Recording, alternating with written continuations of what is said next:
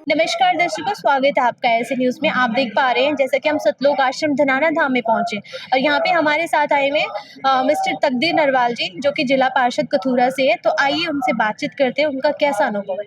नमस्कार सर। नमस्ते जी। सर, सतलोक आश्रम में आप आए हैं, यहाँ पर आप यहाँ का कैसा अनुभव आपका? देखिए, ये तो गुरुजियों ने ऐसा धाम बना दिया। दूसरे प्रदेशों से, दूसरे देशों से धरती के शायद कोई कोना ऐसा ना हो जहाँ से कोई यहाँ भगत ना आते हो। धरती के हर कोने से यहाँ भगत आते हैं। और हमारा तो गुरुजी ये लगा लो, हमारे तो पिता समान है। हमारे नजदीकी गांव धनाना, रिंडाना, खेड़पा, कथूरा, छपरा, इन गाँव में कोई फर्क ही नहीं आपस का, सभी में एक ही गाँव ही है। हमारा संगठन है वो इन 6 गाँव रोहतक के 6 गाँव सुन के इकट्ठा संगठन हमारा जो खापका संगठन है। और गुरुजियों की कृपा थी, ये इस क्षेत्र में और भी हो गई। यहाँ भी गुरुजियों ने ये धाम बनाया और हर जगह से यहाँ भक्त आते हैं। इस धरती के भाग्य में ये पुण्य होना लिखा था गुरुजी के हाथ में। हाँ, तो उसके भागी लगा लो, गवाह लगा लो, हम भी बन गए। और ये भंडारा था, परसों भी हम आए थे। गुरुजियों का, भाई साहब वीरेंद्र जी का आशीर्वाद रहता है, सानिध्य रहता है, तो आते जाते रहते हैं। कार्यक्रम यहाँ ना भी हो तब भी हम नजदीकी गांव में सुख दुख में शामिल होने जाते हैं। आते जाते भाई साहब से मिल के जाते हैं, दर्शन करके जाते हैं। तो ये चला रहता हमारा तो आने का। ओके। सर, आप सतलोक आश्रम धनाना धाम में आए हैं, तो यहाँ पे आपको कुछ अनोखा, कुछ नया देखने को मिला? हाँ, नया जो यहाँ का अनुशासन है, जो शांति है, वो हर जगह नहीं देखने को मिलती। बहुत ज्यादा है। प्रवचन जिसको सुनने आराम से प्रवचन करो, भंडारा जिसको करना आराम से भंडारा करो। व्यवस्था वाले लोग बहुत अच्छे तरीके से व्यवस्था को संभाल रहे हैं। और जिन्होंने ऊपर देख रेख करनी है, वो भी बहुत जिम्मेवारी से सभी पूरी देख रेख, पूरा मार्गदर्शन सभी का अच्छे तरीके से रखते हैं। जो व्यवस्था देखी, आप जहाँ से धनाना गाँव क्या रेलवे स्टेशन से शुरू हो जाती है व्यवस्था। रोहतक रेलवे स्टेशन पे लोग उतरते, हम देखते कई बार शहर में आते जाते हैं, वहाँ भी बस से गाड़ियाँ वगैरह लगी रहती है। लखमाजरा स्टेशन पे, गोहाना में बस स्टैंड स्टेशन पे, हर जगह से श्रद्धालुओं को लेके आने की पूरी व्यवस्था कर रखी है।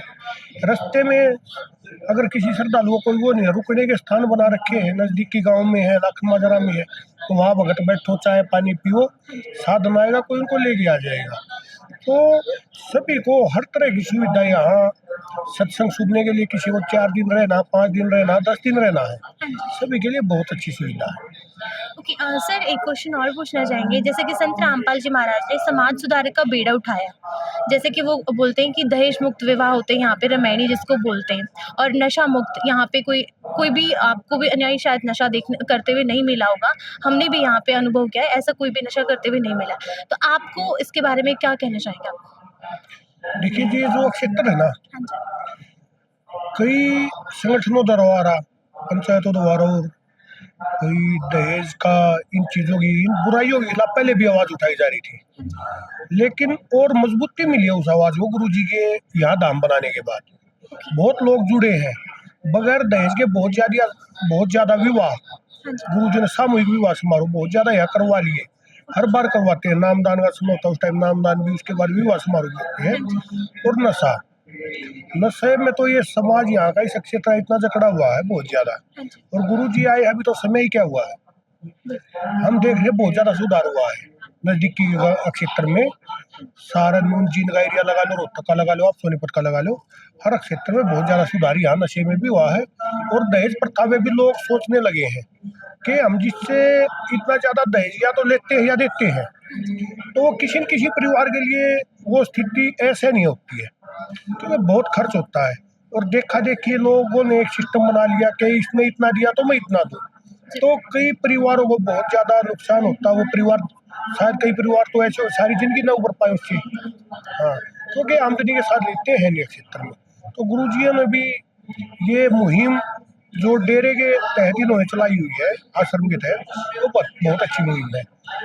नशा नशा के खिलाफ भी और दहेज के खिलाफ भी। ओके। सर, आपको क्या लगता है जो ये समाज सुधारक कार्य कर रहे हैं, इसमें संत रामपाल जी महाराज जो भी जैसे कि दहेज मुक्त विवाह की बात हो गई है और नशा मुक्त है, ये कितना प्रोग्रेस पे, कितना सक्सेसफुल होगा आपके अकॉर्डिंग, क्या लगता है आपको?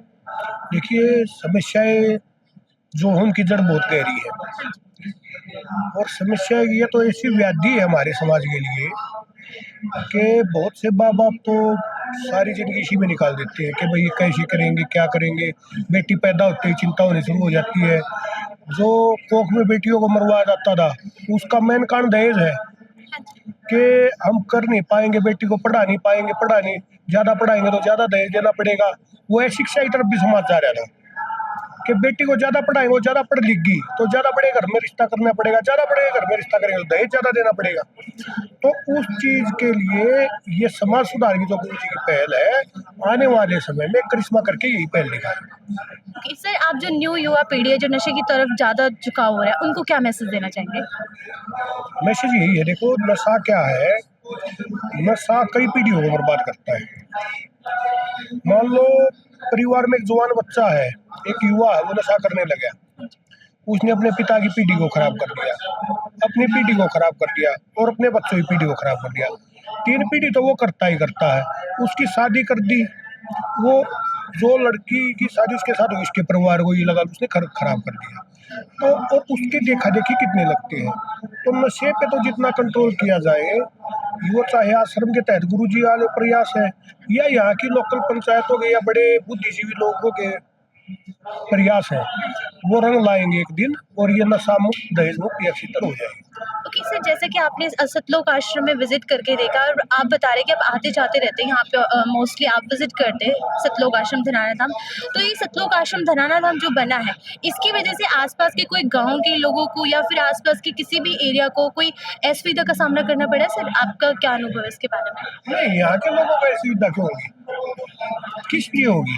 सर जैसे कि इतने गुरुजी की उससे तो देखो, गुरुजी किसी के बारे में गलत नहीं बोल रहे। हाँ जी। इस एरिया में गुरुजी पैदा हुए, गुरुजी इस गांव में इस धरती पर पैदा हुए, उनके कारण किसी को सुविधा क्यों होनी चाहिए? क्या उनका अधिकार नहीं है यहाँ रहने का, यहाँ आश्रम बनाने का या कुछ भी करने का? कौन नहीं अपने गांव में जमीन खरीदता? अपने गांव में जमीन जिसके पास जो समर्थ है, जिसका विरोध है, वो हर एक आदमी खरीदने की कोशिश करता है अपने गांव में जमीन। गुरुजी ने अपने गांव में जमीन खरीदी है, ट्रस्ट के लिए खरीदी, अपने आश्रम के लिए खरीदी, तो इसमें गलत क्या है? सर जैसे कि संत रामपाल जी महाराज के लाखों अनुयायी हैं और आना-जाना लगा रहता है। ट्रैफिक की वजह से तो कोई प्रॉब्लम आती होगी सर, आपने भी देखा होगा। नहीं, ऐसी कोई प्रॉब्लम नहीं है।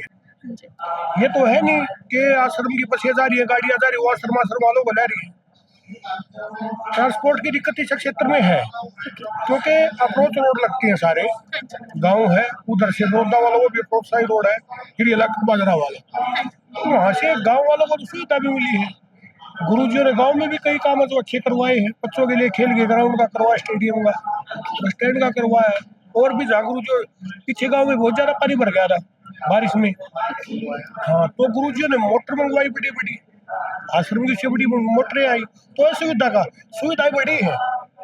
जो सुविधाएं इमरजेंसी में शासन से या दूसरी जगह से उपलब्ध नहीं हो पाती थी, वो गुरुजी उपलब्ध करवाते हैं लोगों को। सर आप बता रहे हैं कि यहाँ पे कोई भी व्यवस्था देखने को नहीं मिली आपको। आपने पार्किंग से लेके यहाँ तक अनुभव किया, प्रदर्शनी भी देखी, यहाँ पे बहुत सारे नेत्र जाँच और प्लस में दाँतों का चेकअप फ्री में किया गया है और रक्तदान शिविर किया गया है। उसके बारे में क्या विचार है सर आपका? नेत्र जांच शिविर और रक्तदान से लोगों में जागरूकता जाएगी। रक्त एक ऐसी चीज है जिसको बनाया नहीं जा सकता मशीनों से, उसको तो मनुष्य शरीर ही बनाएगा। तो लोगों में जागरूकता जाएगी, रक्त की कमी देश में रहती है, बहुत ज्यादा जरूरत रहती है, बहुत लोग बीमार रहते हैं, तो जागरूकता और नेत्रदान का लगा लो या शरीर दान का लगा लो, या और लोगों में जागरूकता जाएगी तभी तो ये चीज आगे बढ़ेगी।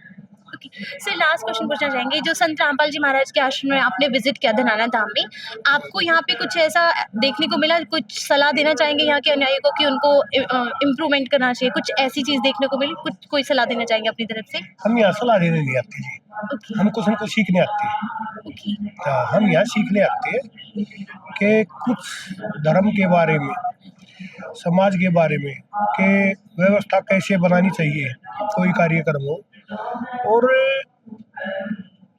आप देखो कि महाकुंभ चला हुआ है हाँ जी। और पूरे देश का भाव उससे जुड़ा हुआ है, लेकिन हर जगह कुछ ऐसी घटनाएं हो जाती है। तो इस तरह के जो संस्थान है, आश्रम है, वहाँ भीड़ मैनेजमेंट की, भंडारा मैनेजमेंट की, और दूसरी जो भी चीज़ें हैं बाहर से ट्रांसपोर्ट मैनेजमेंट, उन चीज़ों को सीखा जा सकता है। ओके सर, आप सतलोक आश्रम में आए, आप कितना परसेंट संतुष्ट है? जैसे कि पहले जो लोग नहीं आ पाते हैं, अफ़वाहों में, बातों में आते हैं और वो संत रामपाल जी महाराज के अगेंस्ट है, और आप अभी यहाँ पे विज़िट किया एंड आपने बहुत बार विज़िट किया, तो आप कितना परसेंट आप संतुष्ट हो चुके हैं कि आपके सारे डाउट्स क्लियर हो चुके हैं, कि आपको इतना परसेंट, आपको पहले ये डाउट था और वो मन में डाउट नहीं, कितना परसेंट संतुष्ट हो चुके देखिए 1-2 डाउट शुरुआत में थे, हैं? हाँ जी, जब आश्रम यहाँ बनना शुरू हुआ, ओके, लेकिन फिर हमारा यहाँ मिलना-जुलना हुआ, तो वो डाउट तो उसी समय क्लियर हो गया, आश्रम बनने से पहले ही क्लियर हो गए। फिर तो कोई सहायता की बात आई, हमारे से कुछ हो सकता था, तो हमने कोशिश की कि भाई जितना सारा देश के दे, वही तो बात आई ना, है तो गुआंढी भाई, कहीं बाहर के तो है नहीं, हमारे परिवार के आदमी हैं सारे, तो वो तो फिर भाव यही था भाई आपस में मदद करनी चाहिए आपस की, यही भाव था और कोई गलत काम नहीं किया जा रहा, गलत शिक्षा यहाँ दी जा रही है, प्रवचन में गलत बोला नहीं जा रहा, अब प्रवचन में जो गलत बोलते हैं उन पर सरकारी ना कार्रवाई कर देगी, प्रवचन गलत नहीं है, भंडारा गलत नहीं है, और मेरे तो कम से कम 1.5 साल हो गया होगा गुरुजिया नहीं आए, मेरे तो 100 चक्कर तो हो गए होंगे। ओके, हाँ, क्योंकि ये नहीं है हम भंडारा होता तभी आते हैं, हाँ जी। आते जाते रोड से आते जाते दर्शन करके जाते हैं, मिल के जाते हैं, आशीर्वाद लेके जाते हैं। धन्यवाद सर, आपसे बात करके काफ़ी अच्छा लगा।